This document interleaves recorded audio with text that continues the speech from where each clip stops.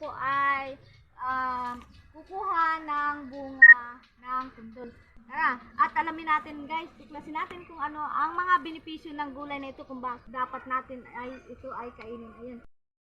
Ayan guys, at ang daming bunga ng kundol. Guys, ito yung kundol na sikat sa bahay kubo, pero hindi siya sumikat. Tara, pasikatin natin.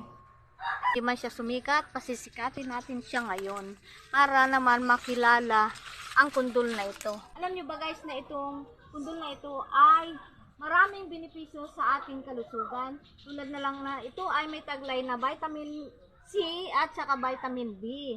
At ito po ay nagpapalakas din ng ating immune system. Ito ay mabuti sa ating mga puso. Nagpapalakas ng ating immune system. Ito ay mabuti din sa atay. Dinidetoxify nito ang ating katawan. Tinatanggal nito ang mga taba at mga lason sa loob ng ating katawan. Nililinis nito sa pamamagitan ng pag-ihi. Itong prutas na ito na gulay ay hindi ito gaanong pinapansin guys. Kahit sa palengke, wala kang gaano makikita. Pero alam nyo ba guys, na ang kundol ay isa na po ngayong sikat na flavor sa mga milk tea store. Magtanong kayo guys, alam nila yan.